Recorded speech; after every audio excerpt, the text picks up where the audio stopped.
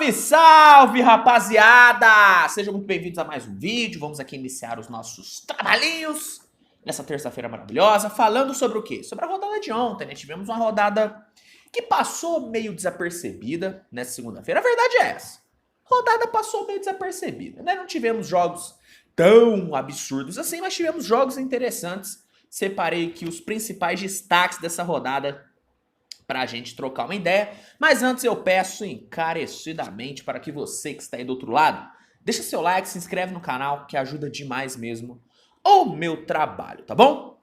Vamos lá, galera, começando aqui com Milwaukee Bucks e Detroit Pistons, né? O Bucks teve o retorno de Chris Middleton e de Giannis Antetokounmpo, né? Os dois que desfalcaram o Bucks por um tempo. O Giannis por um tempo um pouquinho maior, já o Chris Middleton desde, cara, do início de dezembro não jogava. Ambos voltaram e fizeram a diferença, né? Tendo os dois, Milwaukee conseguiu vencer Detroit por 150-130. Placar bem alto, né? Ninguém esperava um placar tão alto num jogo entre Bucks e Pistons. Bom, no primeiro período, né? O Giannis foi simplesmente assustador no primeiro período. O cara meteu simplesmente 20 pontos no primeiro período e fez com que Milwaukee vencesse por 49-24. O segundo período foi, sabe, um pouquinho mais equilibrado, mas Milwaukee foi para o intervalo com uma ótima vantagem. No segundo tempo, Bogdanovic, Jalen Duren e Saddiq Bey tiveram um volume absurdo de jogo. Os três combinaram para 54 pontos. Detroit pressionou Milwaukee,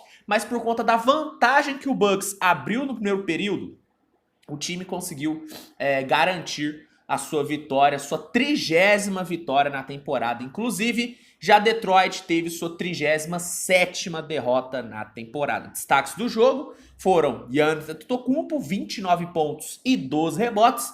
Teve um segundo tempo bem abaixo, foi, mas 29 pontos e 12 rebotes tá bom para um retorno de lesão. E eu quero destacar o Chris Middleton, né? Voltou, não voltou tão bem, não voltou como titular, né? Teve restrição de minutos, mas mesmo assim conseguiu entregar 8 pontos. Espero que com mais jogos, com mais ritmo de jogo, o Middleton volte a jogar no nível que ele jogou antes da lesão, né? Orlando Magic encarou o Boston Celtics e manteve a freguesia do Celtics nessa temporada. Pela terceira vez já na temporada, Orlando venceu o Boston Celtics, dessa vez 113-98 no retorno. Ontem tivemos muitos retornos, né? Nesse jogo tivemos o retorno de Jonathan Isaac, cara. O Isaac não jogava desde a bolha, velho. E voltou a jogar e até que teve um bom retorno, tá? Falando aqui sobre o jogo. No primeiro tempo, o Jason Tatum e o Jaylen Brown foram muito bem. Os dois tiveram um ótimo volume, os dois combinaram para 34 pontos no primeiro tempo. Só que do outro lado, Orlando foi muito bem no contra-ataque, foi sólido na defesa e teve um Paolo Banchero e um Wendell Carter Jr. produzindo bem demais no time titular. E teve um banco, né, cara, bem produtivo, um banco liderado por Cole Anthony. Foi também muito bom e, né, tudo isso se juntou para que Orlando fosse para o intervalo vencendo por um pontinho, mas o jogo bem equilibrado. No segundo tempo, aí o Orlando foi superior, porque é o seguinte, o Celtics teve um problema enorme com turnovers. O Celtics cedeu, só no segundo tempo, 12 turnovers, o que acabou dando muito contra-ataque para o Orlando, que é um time extremamente rápido, é um time extremamente veloz, que quando tem quadra para correr, é difícil você segurar. Mesmo o Celtics tendo a recomposição defensiva muito boa e muito rápida, não conseguiu se recompor em todas as posses, acabou tomando muito contra-ataque e Orlando ainda teve um perímetro muito produtivo, cara. O Orlando entregou 7 bolas de 3 no segundo tempo, o que fez com que o Magic abrisse vantagem que o Celtics não conseguiu alcançar. No final, Orlando garantiu sua 18ª vitória, terceira vitória contra o Celtics nessa temporada, e Boston teve sua 13ª derrota. Quero destacar Paolo Banchero com 23 pontos, para mim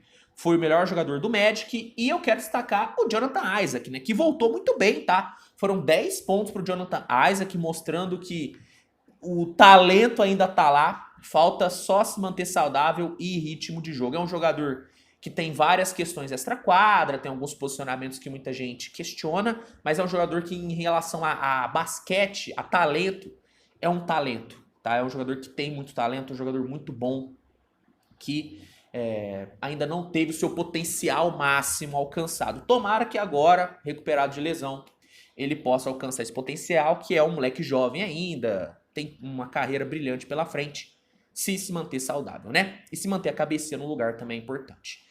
Falando agora sobre Chicago Bulls e Atlanta Hawks, Chicago encarou o Atlanta e conseguiu uma grande vitória por 111-100 no primeiro tempo, cara.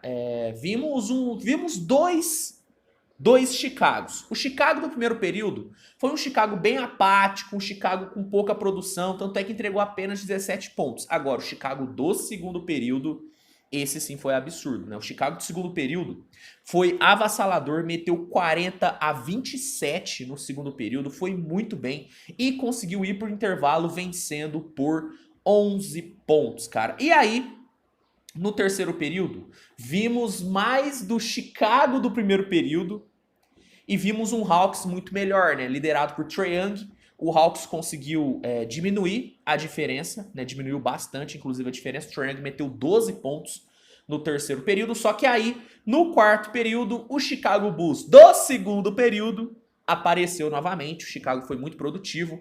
DeMar DeRozan, Patrick Williams, Zach LaVine foram muito bem. Vucevic dominou nos rebotes e Chicago conseguiu garantir a sua vitória depois de meter 33 pontos no quarto período. Chicago consegue sua 22ª vitória, né? E Atlanta sua 24ª derrota. Destaque do jogo, os destaques, né, do jogo foram DeMar DeRozan com 26 pontos, Vucevic com 14 pontos, 17 rebotes e 7 assistências, Patrick Williams com 18 pontos e 10 rebotes e Zach LaVine com 20 pontinhos. Esses foram os grandes destaques do Chicago Bulls e do jogo em si, né? Pelo lado do Hawks, cabe destacar Trae Young e DeJounte Murray, mas não fizeram o suficiente para garantir a vitória, né? Falando agora sobre Houston Rockets e Minnesota Timberwolves. Houston conseguiu uma belíssima de uma vitória por 119-114 num jogo onde Jalen Green foi simplesmente fantástico, né, cara? O Jalen Green, ele foi muito bem durante todo o jogo e fez com que Houston chegasse no quarto período com uma boa vantagem, né? Houston liderou basicamente o jogo inteiro até o quarto período. No quarto período, o Minnesota cresceu bastante de produção, o próprio DeAndre Russell foi muito bem e o time conseguiu pressionar bastante Houston, mas Rockets conseguiu sobreviver e garantiu sua 11ª vitória. Já Minnesota teve sua 25ª derrota. Destaque do jogo foi o Jalen Green com 42 pontos, meus amigos, né, cara? Jalen Green tem jogado muito bem em 2023, tá? Tô gostando bastante do que eu tô vendo do Jalen Green. Utah Jazz encarou o Charlotte Hornets e venceu, exatamente. Utah venceu o Charlotte por 120-102, né, cara? Depois de um segundo período muito forte do Lauri Markkanen e do Colin Sexton, o Jazz foi pro intervalo com uma boa vantagem que foi muito bem controlada até o final, né? O Charlotte não conseguiu pressionar tanto assim o Utah e tendo ali ótimos ajustes sendo feitos pelo meu nerdola favorito, Will Hardy, né? Esse treinador sensacional do Utah Jazz. O Utah conseguiu garantir a sua 25ª vitória, deixa de ter campanha negativa e fica a uma vitória de voltar a ter campanha positiva. Já Charlotte, 35ª derrota e o time vai ladeira abaixo a cada rodada que passa, né? Destaque do jogo foi o Lauri Markkanen com 25 pontos e 11 rebotes, tá bom? Portland Trail Blazers encarou o San Antonio Spurs e conseguiu vencer, né? Outro jogo que teve um placar inusitado, porque se eu esperava um placar baixo entre Bucks e Pistons, eu esperava um placar até mais baixo entre Blazers e Spurs, mas foi o contrário, né? Tivemos um placar muito alto, Blazers venceu por 147-127. Bom, as duas equipes iniciaram muito bem o jogo, né? Os dois times chutaram muito bem do perímetro no primeiro tempo, tanto é que o Blazers fechou o primeiro tempo com 9 bolas de 3 convertidas, e o San Antonio com 8 bolas de 3. E o jogo foi empatado para o intervalo. Só que aí o Blazers voltou muito forte para o terceiro período. O time meteu simplesmente 45 pontos no terceiro período. Damian Lillard foi simplesmente assombroso no terceiro período e conseguiu abrir uma boa vantagem que foi bem administrada na reta final, e o San Antonio não conseguiu de fato ameaçar uma virada no quarto período. Blazers garantiu sua 22ª vitória. Finalmente o Blazers consegue vencer depois de um período muito ruim, né?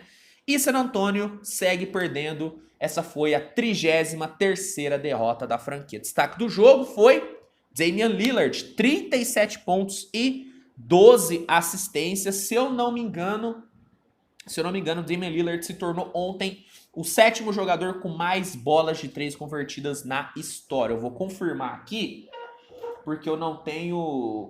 Aqui a gente confirma informação na hora, mas se eu não me engano foi isso, ó.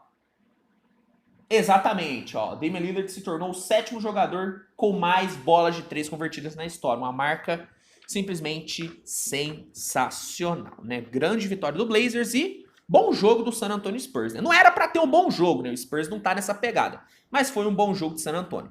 E pra fechar, vamos falar sobre a grande vitória do Sacramento Kings pra cima do Memphis Grizzlies, né? O Kings encarou um Grizzlies sem Ja Morant e não tomou conhecimento, né? Com 133-100, Sacramento amassou o Memphis Grizzlies, mas até que tivemos um primeiro tempo bom, tá?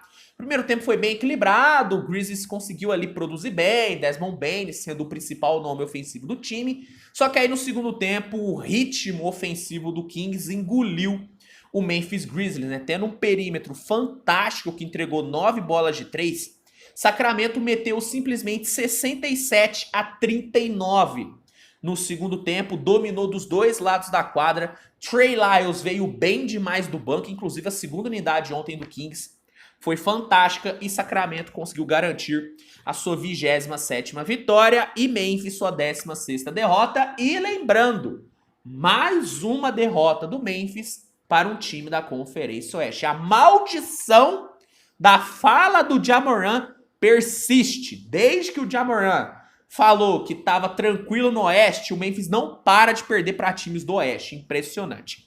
Destaque do jogo foi Trey Lyles, ele meteu vindo do banco 24 pontos, 7 rebotes e 3 bloqueios. Jogou demais o Trey Lyles, que é um jogador que muita gente não vê tanta coisa boa, mas eu acho um jogador bem interessante, tá? Gosto muito do Trey Lyles.